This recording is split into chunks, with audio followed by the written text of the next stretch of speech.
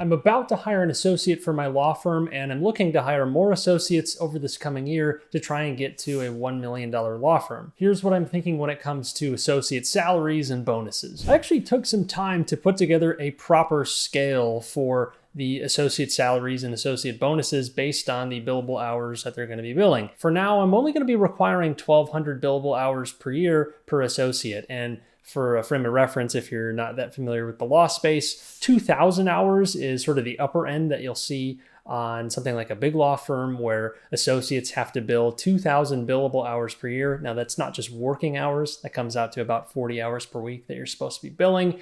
And that's billable time, billable to clients. At least it should be billable to clients is what they're really asking for. So you're going to be working beyond that if you're actually being honest about things. So you'll end up having a very jam-packed schedule just because your normal full-time work week is just billable time. But then all the other stuff that's between billable work, which is quite a bit, that is not going to be counted towards this billable threshold. But like I said, I'll be requiring 1,200 billable hours. We'll see how that works. My goal ultimately is to try and attract really high quality talent that would be able to stay on for quite some time because it's a very sustainable schedule. But as you'll see, I'm trying to build it so they have an opportunity to make a lot more if they want to and want to work something more like a big law schedule. As long as I can keep filling their plate, they'll be able to make more. But they don't have to bill 2,000 hours, and that's the key. So let's go ahead and check out the base salary scale that I'm considering rolling with to start here. I'm pretty confident I'm going to start with this at least. Will things adjust as time goes on? Sure. But I wanted to actually build a proper scale before I hired anyone because, especially with attorneys, and really just with any company, if two people are working a very similar job and someone finds out that the other one is making a lot more, that's going to be a little bit awkward. And I think it makes a lot of sense also with the competitive nature of a lot of attorneys is having a clear path set out. So what is the next level? You can keep climbing to get to the next tier to the point that you're going to be potentially a senior associate by the end of 5, 6, 7 years, or maybe even quicker, depending on where you're at. And after that, I'd offer some sort of income partnership level where someone would get a share of the work that they're billing or some sort of share of profits. I'm trying to figure out what arrangement I really want to do for that. I'm not really worried about hiring partners at any point in the near future, but it's going to happen if I'm bringing on a solid team of associates. People are getting better and better as time goes on. And as they're building their own books of business, you got to keep them enticed to stay on with the firm rather than going and starting their own. So that's where income partnership would come in. But just sticking to associates, here's the scale I came up with. An associate one would be someone who's basically fresh out of school and doesn't really have any experience. So it'd be starting at about $85,000. That's for 1,200 billable hours. And we'll get to the bonuses in a moment.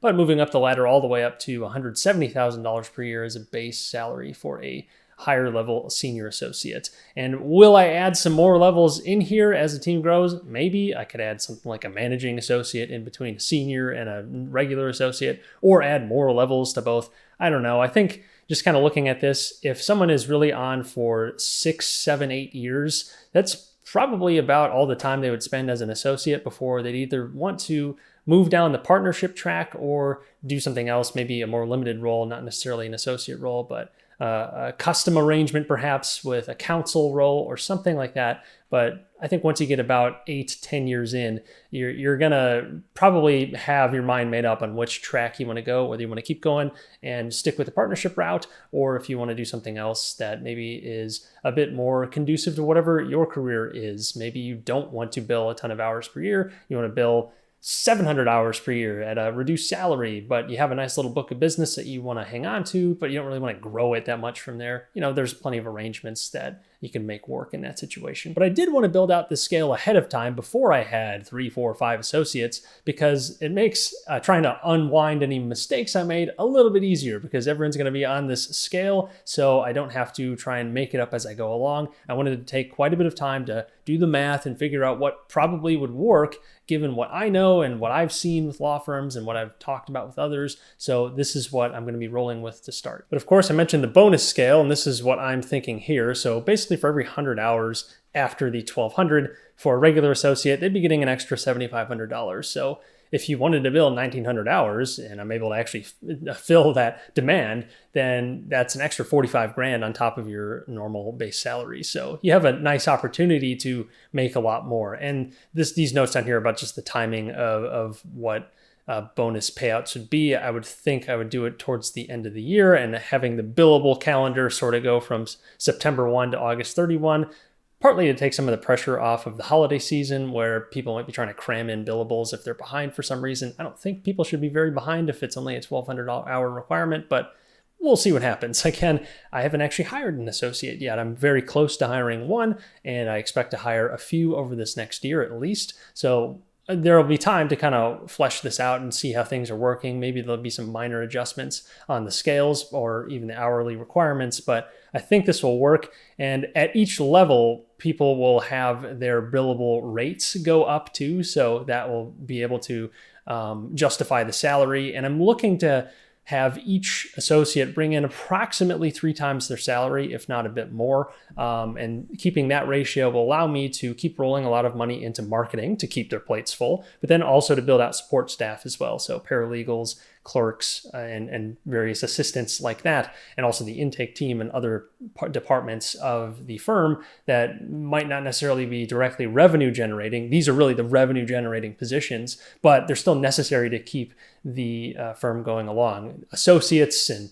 clerks and paralegals, they are the revenue generators since they're the ones who are actually doing the legal work, and that is what clients are paying for, whereas everyone else is more of support for that very task. And you could argue that marketing and intake are technically revenue generators, but ultimately you don't have a law firm if you don't have someone actually billing billable hours and billing legal work. But back to the bonus scale on the senior associate side, this would equate to a $10,000 bonus for every 100 hours beyond the 1,200. So it'd be something like that. So the bonus would be a bit bigger, but then again, their responsibilities would also be bigger, and also their hourly rate is higher at that level. And speaking of the levels, I did take some time to come up with this chart. I don't know how this is going to change potentially, but I did want to try and put something in writing about what I would expect from each level. And just as a way to read this chart, so you have associate 1 going all the way up to income partner, and each level would include everything below it. So associate 2 would have all these things right here, but then everything below it as well, everything from an associate 1. So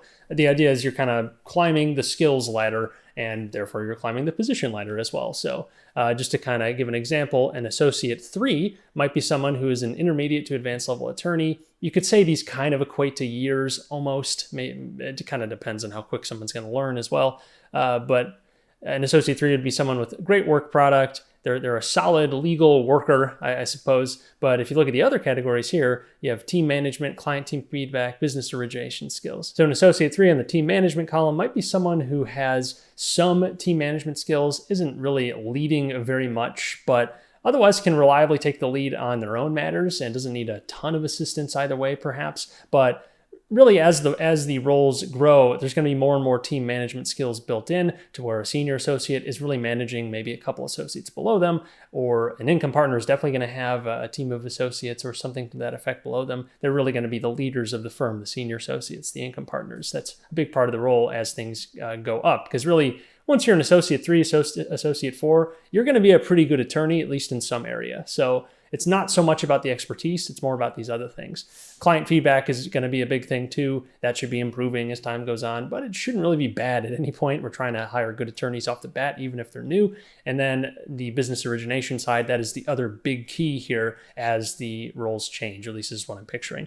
As someone starts out, they're not really going to be originating business, but they should be putting some effort towards building their network, attending things, putting their name out there, and building their network slowly but surely as they start their career, become a better attorney, get a feel for what they really want to do.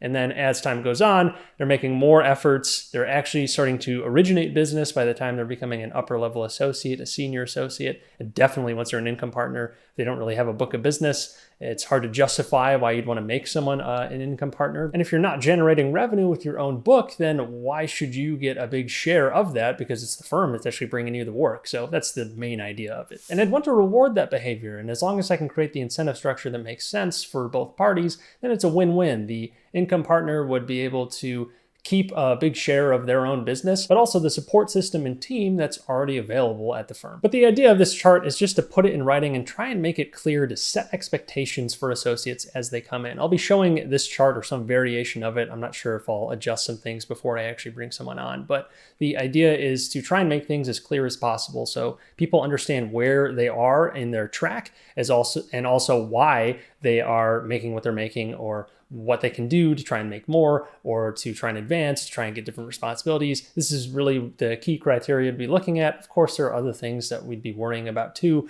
but these are some big ones as sort of a high-level overview of each position. Like I said, some things might change. I anticipate some changes happening over the next year, especially as people come on and I discover something that maybe doesn't really fit, or the balance doesn't quite work and we need to adjust something. So stuff's going to change because the situation's going to change. I'm going to learn more. Our team's going to learn more. But I did want to go through this exercise of thinking it through and putting it in writing now before we actually bring people on, so we have a sort of baseline to go off of. If all goes well, the baseline is great and I won't have to change much. But I think the likely case is there are going to be some adjustments to this scale, both on the bonus side and the salary side, and maybe we'll add a couple levels in here too. I don't think it'll be seismic shifts, but we'll see what happens. Either way, I'm excited to see how the team shapes up over this next year. Otherwise, if you like this video, definitely subscribe, and I'll see you in the next one.